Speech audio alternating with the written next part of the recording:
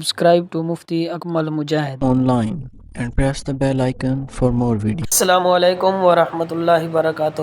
سامعین ذی وقار، ویسے تو ہر نماز پڑھنا قرب الہی کا ذریعہ ہے اور حضور نبی کریم رؤوف الرحیم صلی اللہ علیہ وآلہ وسلم کی محبت حاصل کرنے کا ایک بہترین موقع ہوتا ہے۔ اس کے ساتھ ساتھ نماز کی ادائیگی سے بے شمار طبی فوائد بھی حاصل ہوتے ہیں۔ آج ہم نماز فجر کے چند اہم فائدے سنیں گے جنہیں سن کر آپ تعجب کریں گے کہ جو شخص فجر کی نماز باجماعت ادا کرتا ہے اسے اللہ کریم اتنے زیادہ انعام و اکرام سے نوازتا ہے۔ نماز فجر کی ادائیگی کی اتنی فضیلت ہے اور اتنے زیادہ فائدے ہیں۔ اب فجر کی نماز نہیں پڑھتے، سستی کر جاتے ہیں، بلا عذر سستی کی وجہ سے آپ کی نماز قضا ہو جاتی ہے، تو ہمیں قوی امید ہے کہ ان گفتگو کو سن لینے کے بعد آپ کی فجر کی نماز باجماعت ادا کرنے کا شوق اور جذبہ ضرور بڑھ جائے گا اور ہر ممکن حد تک بلا عذر سستی کی وجہ سے فجر کی نماز قضا نہیں کریں گے، کیونکہ بقیہ جو 4 نمازیں ہیں ان میں تو انسان سویا ہوا نہیں ہوتا، جاگ رہا ہوتا ہے، مگر فجر کی نماز سے پہلے انسان سویا ہوا ہوتا ہے۔ گرم بستر کو چھوڑ کر نیند کو خیر آباد کہہ کر نماز فجر کی ادائیگی کرنا ہوتی ہے، تو اکثر لوگ سستی کر جاتے ہیں۔ اسی سستی کے باعث بلا عذر فجر کی نماز قضا کر بیٹھتے ہیں، جو کہ ایک بہت غلط بات ہے۔ ایسا نہیں کرنا چاہیے۔ یہ بات آپ کے علم میں ہونا چاہیے کہ نماز فجر ادا کرنے کی کتنی زیادہ فضیلت ہے اور کتنے زیادہ فائدے ہیں۔ ویسے تو فجر کی نماز کے حوالے سے کتب و حدیث میں بے شمار حدیثیں ملتی ہیں، لیکن ہم چند ایک حدیث یہاں پر ذکر کرتے ہیں جس سے یہ اندازہ لگانا آسان ہو جائے گا کہ فجر کی نماز ادا کرنے کی کتنی زیادہ فضیلت ہے اور فجر کی نماز ادا کرنے والے شخص کو کتنے انعامات عطا کیے جاتے ہیں۔ تو فجر کی نماز ادا کرنے کا پہلا فائدہ یہ ہے کہ حضور نبی کریم رؤوف الرحیم صلی اللہ علیہ وآلہ وسلم نے اللہ سے اپنی امت کے لیے صبح کے وقت برکت ادا کرنے کی دعا کی کہ اے اللہ میری امت کے صبح کے وقت میں برکت ڈال دے۔ اس حدیث سے بخوبی سمجھا جا سکتا ہے کہ جو شخص فجر کی نماز باجماعت ادا کرنے کے بعد کوئی کام کرتا ہے تو پورا دن اس کے کام میں اللہ کی طرف سے غیبانہ مدد شامل حال ہو جاتی ہے۔ یہی وجہ ہے کہ حضور نبی کریم رؤوف الرحیم صلی اللہ علیہ وآلہ وسلم جب کبھی کہیں لشکر روانہ کرنے کا ارادہ فرماتے تو حضور نبی کریم رؤوف الرحیم صلی اللہ علیہ وآلہ وسلم صبح سویرے منہ اندھیرے اس لشکر کو روانہ فرما دیتے۔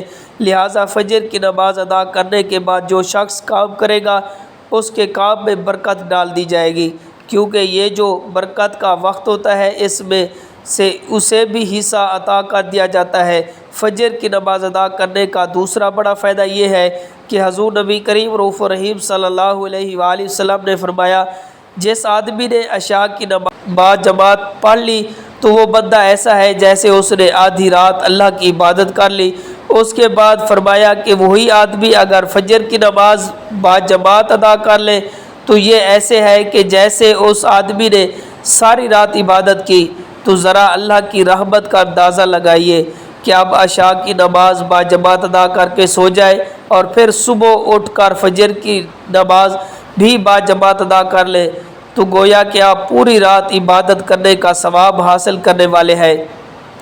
کتنے بلند نصیب اور خوش قسمت ہے وہ لوگ جو عشاء کی نماز بھی باجماعت ادا کر کے سوتے ہیں اور پھر صبح کے وقت جاگ کر فجر کی نماز بھی باجماعت ادا کرتے ہیں۔ تو یہ وہ لوگ ہیں جو پوری رات قیام، قرات، رکوع اور سجود کرنے والوں میں شمار ہو جاتے ہیں۔ نماز فجر کی ادائیگی کا تیسرا انعام یہ ہے کہ حضور نبی کریم رؤوف الرحیم صلی اللہ علیہ وآلہ وسلم نے ارشاد فرمایا تمہارے پاس دن اور رات کے فرشتے آتے ہیں، یہ فرشتے فجر اور عصر کی نماز میں جمع ہوتے ہیں۔ پھر جب یہ فرشتے اللہ کی بارگاہ میں حاضر ہوتے ہیں تو اللہ کریم ہر لمحے سے باخبر ہے، لیکن اللہ فرشتوں سے سوال کرتا ہے کہ اے میرے فرشتوں تم نے میرے بندوں کو کس حال میں چھوڑا ہے؟ وہ فرشتے عرض گزار ہوتے ہیں کہ اے اللہ ہم نے تیرے بندے کو اس حال میں چھوڑا کہ وہ تیری عبادت میں مشغول تھا، قیام کر رہا تھا، رکوع میں جھکا ہوا تھا، سجدے میں پیشانی ٹکائے ہوئے تھا۔ تو ذرا تصور کریں کہ کتنا اعلیٰ مقام ہے اس خوش نصیب شخص کا جس کا ذکر فرشتے کر رہے ہیں اللہ کی بارگاہ میں کہ اے اللہ تیرا فلاں بندہ جسے جب ہم چھوڑ کر آئے تو وہ نماز میں مصروف تھا، جب صبح کے ٹائم گئے تو اس وقت بھی نماز، اور جب واپس آئے تو اس وقت بھی وہ آپ کی بارگاہ میں جھکا ہوا تھا۔ بڑا عظمت والا ہے وہ انسان جو فجر کی نماز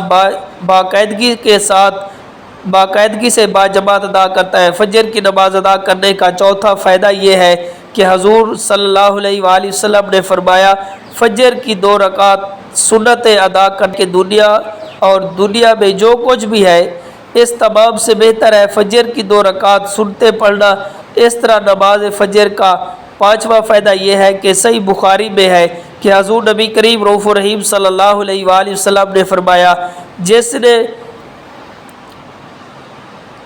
3 یعنی 2 ٹھنڈک والی نمازیں ادا کی تو وہ جنت میں جائے گا۔ ٹھنڈک والی نمازوں سے مراد نماز فجر اور نماز عصر ہے، کیونکہ یہ وہ ٹائم ہوتا ہے کہ جس وقت سورج کی حرارت نہیں ہوتی، تپش نہیں ہوتی، موسم ٹھنڈا ہوتا ہے۔ جو شخص فجر اور عصر کی نماز پابندی کرے گا وہ جنت میں ضرور داخل ہوگا۔ اسی طرح نماز فجر کا 6واں فائدہ یہ ہے کہ صحیح مسلم میں ہے کہ نبی کریم صلی اللہ علیہ وسلم نے ارشاد فرمایا، جس نے فجر کی نماز باجماعت ادا کر لی وہ شخص اللہ کے ذمہ میں ہے، یعنی اللہ کی رحمت میں اسے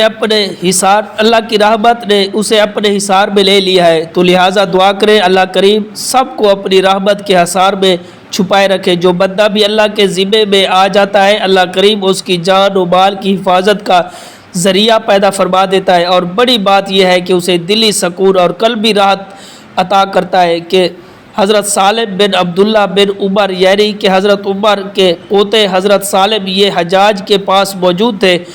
آپ کے علم میں ہے کہ حجاج کا نام آتے ہی ذہن فوری طور پر اس طرف چلا جاتا ہے کہ حجاج لوگوں پر ظلم کرنے والا تھا۔ تو حجاج نے حضرت سالم کو حکم دیا کہ فلاں شخص کی گردن اتار دو۔ تو سالم اٹھے اور اس شخص کا ہاتھ پکڑا اور محل کے دروازے پر لے گئے۔ وہاں جا کر اس شخص سے پہلے سوال کیا کہ کیا تو نے فجر کی نماز ادا کی ہے؟ تو کہنے لگا کہ میں نے فجر کی نماز پڑھ لی ہے۔ تو حضرت سالم نے کہنے لگے کہ تم جہاں سے جانا چاہتے ہو تو چلے جاؤ، آپ کو کوئی شخص بھی تکلیف نہیں پہنچا سکے گا۔ پھر حضرت سالم واپس آئے تو حجاج نے پوچھا کہ اے سالم گردن اڑا لے آئے ہو؟ تو سالم کہنے لگے نہیں۔ حجاج حیران ہوا کہ میرا حکم تھا پھر بھی قتل نہیں کیا۔ پوچھا کیوں نہیں قتل کیا؟ تو حضرت سالم کہنے لگے کہ میں نے اپنے والد گرامی سے سنا کہ حضور نبی کریم رؤوف الرحیم صلی اللہ علیہ وسلم کا فرمان ہے، جو شخص فجر کی نماز باجماعت ادا کرتا ہے تو وہ شخص اللہ کے ذمہ میں آ جاتا ہے۔ اس لیے جو شخص اللہ کے ذمہ میں ہو تم کون ہوتے ہو جو اسے تکلیف پہنچاؤ؟ دیکھیں جو بھی اللہ کے حکم کے مطابق زندگی گزارتا ہے وہ بہت سارے حادثات مشکلات سے محفوظ رہتا ہے۔ جو بندہ نمازوں کی ادائیگی کرتا ہے اس کی جان و مال کی بھی برکت، اس کے جان و مال میں بھی برکت ہوتی ہے، ذہنی ٹینشن بھی سے محفوظ رہتا ہے، طبی بیماریوں سے بھی اللہ سے پاک رہتا ہے۔ سب سے بڑی بات یہ ہے کہ اللہ کا قرب اور حضور نبی کریم صلی اللہ علیہ وسلم کی محبت حاصل ہوتی ہے۔ امید ہے آپ کو جو میں نے باتیں کی ہے سمجھ آ گئی ہوگی۔ اللہ پاک نماز فجر ادا کرنے کی توفیق عطا فرمائے۔ Subscribe to Mufti Akmal Mujahid online and press the bell icon for more videos.